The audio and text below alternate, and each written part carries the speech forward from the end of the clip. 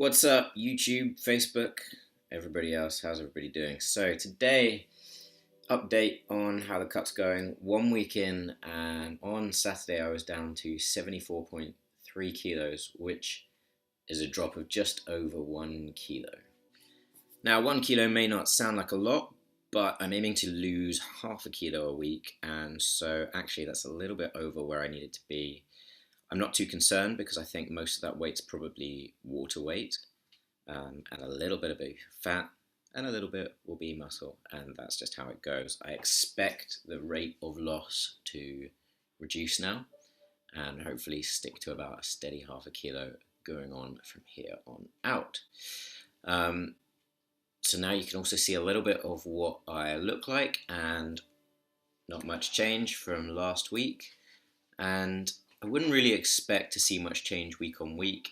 It's going to be start to end that's the big difference.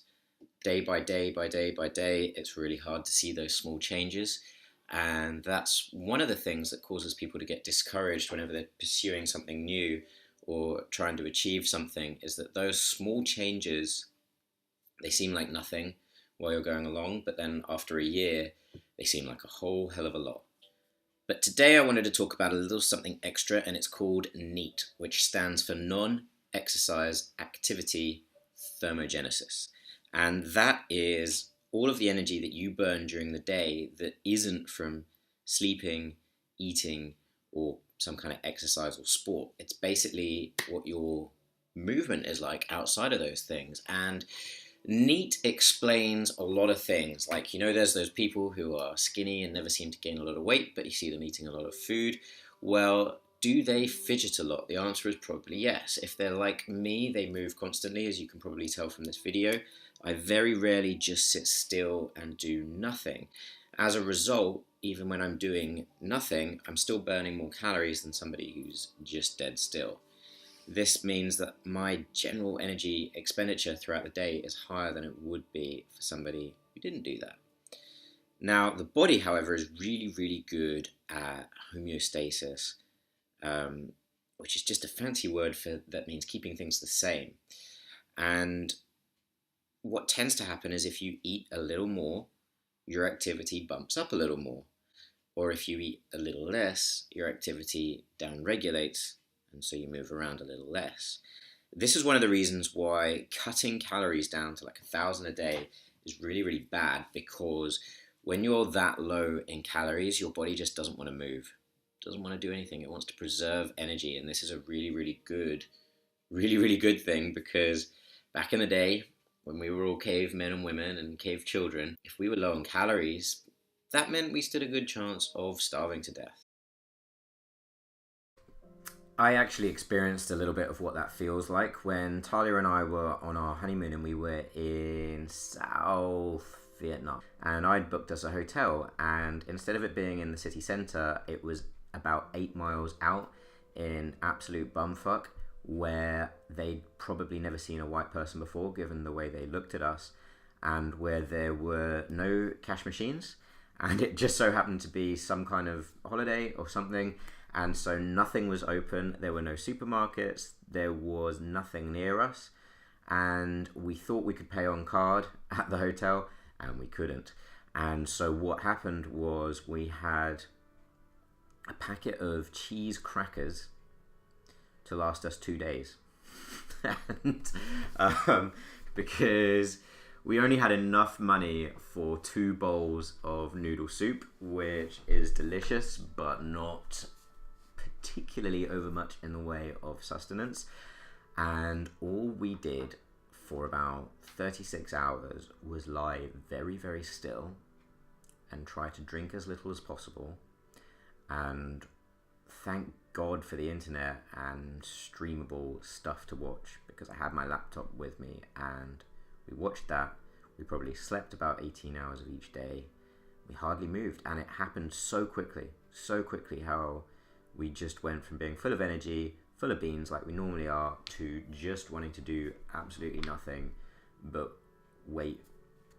And eventually the time came where we were able to make it back to the city centre for our coach that would take us over the border into Cambodia. and the coach, oh my god, I'll never forget, it stopped right outside a McDonald's. And I will tell you this, you have never appreciated a McDonald's like we did that day. It is the most... It's hard to describe how incredible a McDonald's can actually be.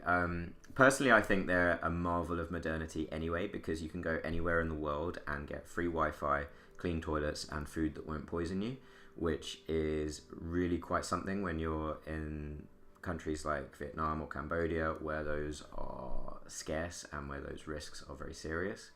And it was just incredible. We scarfed down a meal which would normally not be very much for us, but our stomachs were so shrunken that it was plenty, and then we both felt sick. And yeah, so that's a little aside, but the point is, when you eat less, you move less, and for good reason. And so moving less when it wasn't important became very, very important as a means of survival. Nowadays, we live in a wonderful age of abundance and plenty and good health, and so we don't have to worry about starving to death. And so, even when we are in a calorie deficit, it's really important to be mindful of the fact that your general movement might slow down and to not let that happen. To not think, oh, I'm eating less, therefore I want to sit back and chill. Try and move as much as you would normally. This is going to help make sure that your rate of fat loss stays consistent and staves off that point in time where you might start hitting a plateau.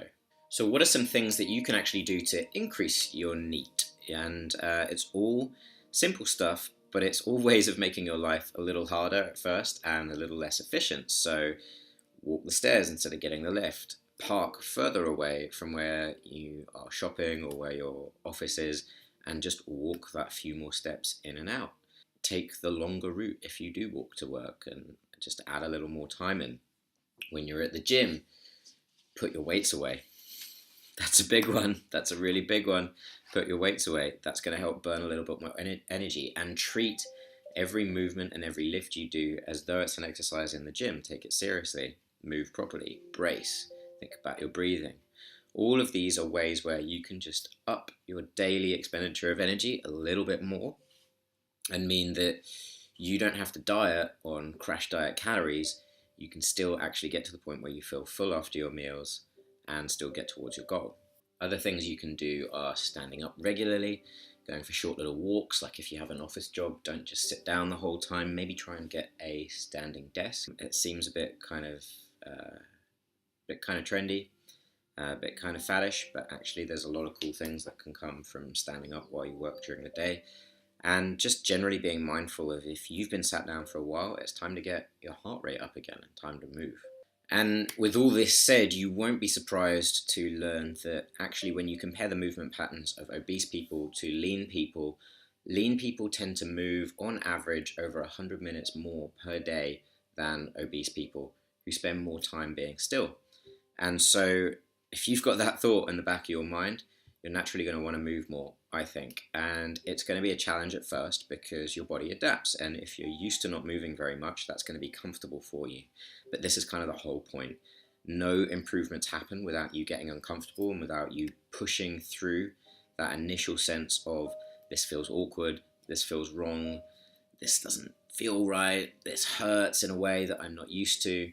Those are actually all signs that you're doing the right thing. And over time, those sensations begin to normalize and you begin to become accustomed to them. And this is why the process of progress is a never-ending series of steadily more difficult things and challenges that you have to do. That's just the game. To some people, they find this disheartening because, and I've heard people say this, they are on this weight loss journey and they go, shit, I realized that even when I finish my cut and get to my goal weight, that it doesn't end. I can't just stop and stay there. But that's the beauty of it. If you can turn fitness and exercise into a hobby and something that you look forward to, then you can keep it up for the rest of your life. And if you can't turn it into that, you've just got to think of it like brushing your teeth. You can't brush your teeth once and think you're good for the rest of your life. Doesn't matter how hard you brush your teeth if you only do it once. You could brush your teeth really fucking hard once, get your gums bleeding, the next day be unable to eat anything because your teeth hurt so much. That won't make them any cleaner 10 years from now. And that's the same with workouts. This is why going in really hard at the start, I don't recommend it. Ease yourself in slowly. There is plenty of time to make things more difficult, and you have to do it every week, a few times every week for the rest of your life. That's the game. That's how you stay in shape. If you're not in shape, it's because you're not doing that, and that's as simple as it gets.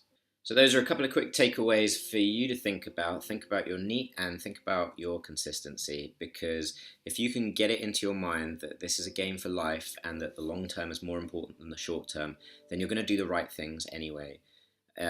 You're not going to freak out about the burger and ice cream that you had, because you'll understand that the rest of the year puts that one meal into a very, very small context that becomes irrelevant when spread out over that amount of time. And if you do everything else right for the rest of the year, who cares what you had for lunch yesterday? But if you had it for lunch every day and dinner and breakfast, then yeah, you're not going to get there. Now, I've posted up on the smashweights.com website some a food prep recipe recently. If you like that, let me know. There's a lot more we can do with that, because I think it's really key. It helps with the consistency, and it helps with the NEAT, because while you're cooking, you're up on your feet doing stuff. So that's a couple of hours of movement, which is good. And we're going to be doing a few more kind of exercise training videos and stuff like that to come. So if there's anything in particular you want to learn more about over and above fat loss, which we will still be talking about a lot, let me know. Send me a message or leave a comment below. And if you enjoyed this, give it a like, give it a subscribe, and I'll see you next time.